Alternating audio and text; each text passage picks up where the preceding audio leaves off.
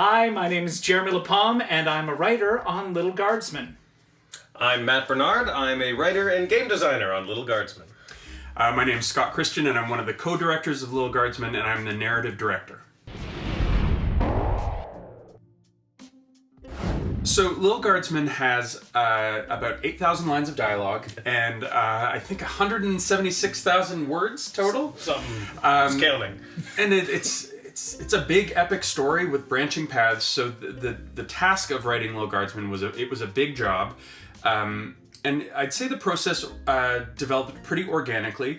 The original concept sort of came out of my brain and my co-director Artem Komarov's brain. So going in, we knew sort of some major plot beats, which wiggled and changed, and some of the things we were certain of from day one are in the garbage bin, but there are also funny things that I thought would have been cut that are very important in the final game. So it was interesting when you guys joined the process, as we sort of figured out how to tackle and sort of divide and conquer writing this game. It was kind of broken into three sections. There was the pre-shed activities, the actual shed turns themselves, and then the after shed exploration mode. And in some levels, the exploration mode is before the shed shift, all that. But we kind of broken into that, and then within those, do you want to take the pre-shed? Okay, with the exploration, there's 2 to 3 locations, so we'll each take a location for that. And then for the actual shed itself, it was, okay, we need 6 characters, seven NPCs to come through, okay? We'd all gather, we'd come up with a list of 10, and we'll say, okay, we'll whittle it down to the 6 that we want. And sometimes it was, you get to write the characters you brought forward. But other times you're like, oh, I have a pirate idea. Oh, I'll take that pirate idea and I'll take it and run. So sometimes you come to the table with these children you've created and someone else takes them and raises them. To put it that way. Taking those characters and those moments and kind of running it through the three of us to make sure everything kept the same voice, especially Lil.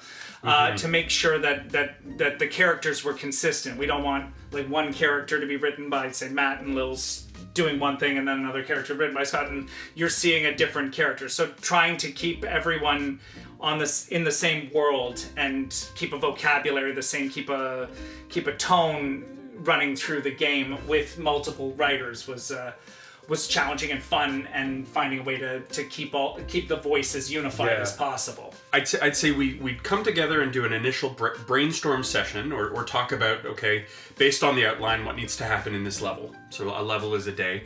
And like Matt said, it's broken into sort of the component parts. And then we'd assign them, and we'd go away and do sort of a vomit draft or get it as far as we could, and then come back together and read it. And I'm fortunate to have Matt and Jer working, who are both phenomenal actors, so it was funny. It wasn't just sort of a dry read. You guys sort of played the characters. So I'd say one of the most important phases of writing was hearing it out loud, hearing it in the air, and getting a sense of how the comedy's going to actually play. Because reading it, you don't have any sense. And in the final version of our game, that's where the voice acting and having capable comedic actors lift it off the page brought it to life. So that was one of the most sort of joyful moments for me, and it was all over Zoom, hearing you guys crack each other up. It was, yeah. Yeah. Well, one thing I often got scolded for was the length of something I'd write. Scott would, if it was my total game, maybe we'd have 300,000 words, even more. But approaching rewrites is that I'd write at least this much, and these two would tell me, well, no, it can be this much, and then I'd fight for it to be that much. Brevity was a big thing for the game, especially aspects that the player controls the timing and, to keep it bubbly and then moving forward. It was rewrites were how concisely can we get across what we're trying to say and joke about. There is a character that's been used in almost every promotional opportunity for Little Guardsman since the beginning, which is the Man on Fire, which is the guy screaming, just engulfed in flames. Not in the full game. Not in the game. Like, hit the cutting room floor. But it's such a good screenshot. It was drawn. It was illustrated and voiced. Jeremy, can you speak to a character that Matt and I were certain would be cut, which is Sprankles the cat? Oh, God. There's a reference to Sprankles the cat that was made kind of in passing. It was one of these, like, it was a placeholder in one of the daily writs, which is Lil's daily instructions from the hires up of what to do. There was a reference to, there was a cat named Sprankles would be arriving in its miniature carriage and give it all of the respect and reverence due Sprankles. And so I wrote a character who is entirely devoted to Sprankles the cat and their unfortunate demise and the cat funeral with all of the pomp and ceremony that Sprankles deserved. And that was an example of where one placeholder line then sparks a character, the Duchess of Scarborough, That's it, yeah. who would continue to arrive throughout the game. You kind of softly are tracking the story of the Duchess and the entire Entourage, Duchy of yeah. Scarborough because of their devotion to Sprankles the cat. And then there was the in chapter 2, Sprankles, the corpse of Sprankles the cat was going to be mechanized into some kind of Into a warrior mech-bot. robot. A Gundam Sprankles. I've got some Sprankles to help win the war. But I reserve the use of Mecha Sprankles for future DLC or sequel purposes. Registered.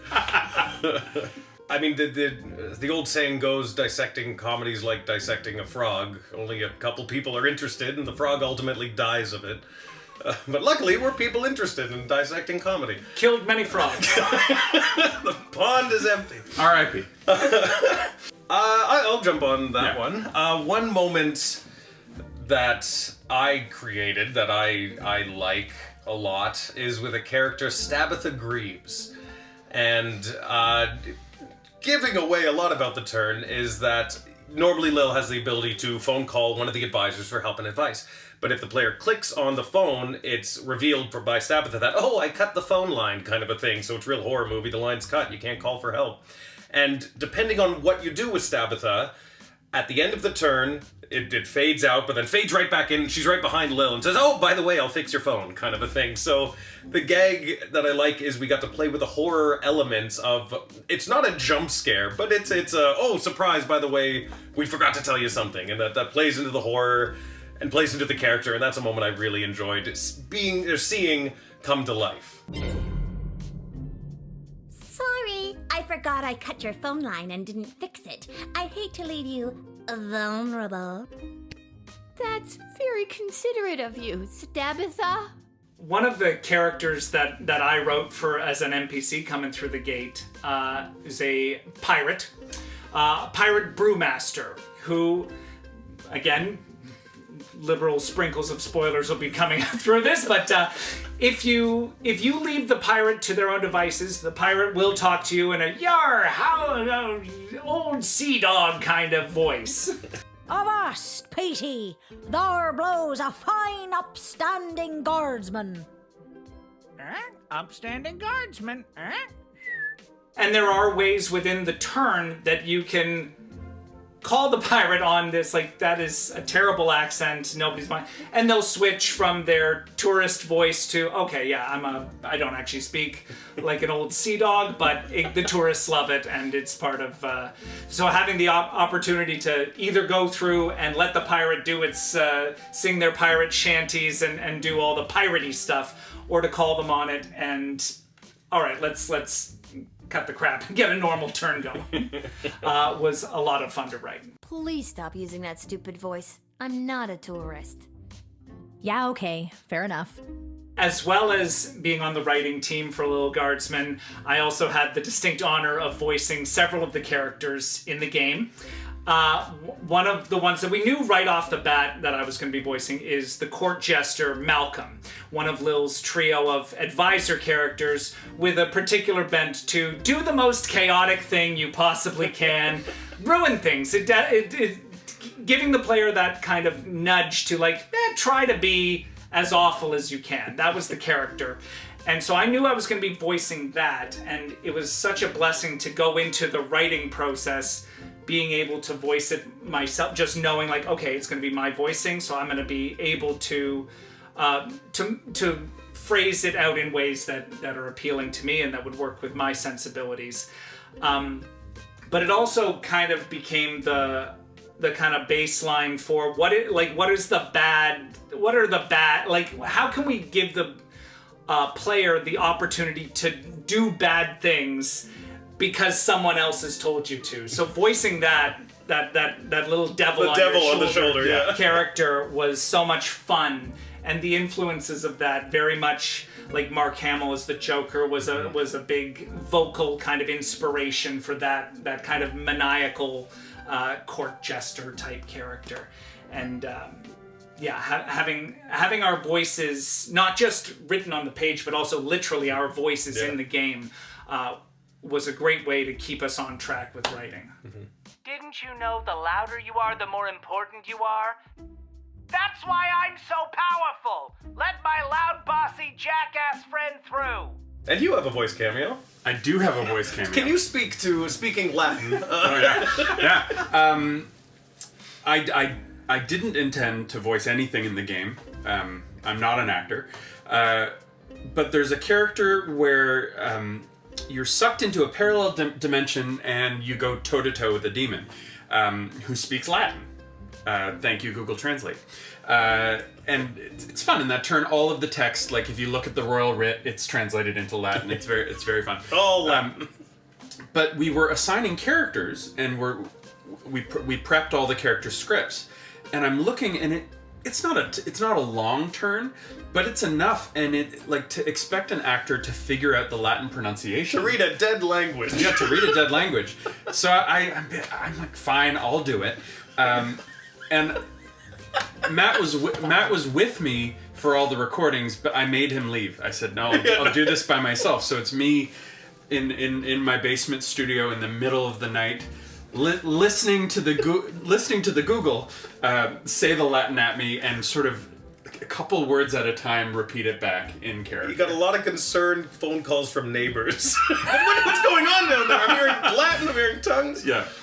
But it worked out, and if no matter how mediocre your performance is, if you shift it down an octave, it sounds real cool. Oh yeah, you can get away with speaking Latin poorly. Well, thank you guys. Thank you. This was lovely.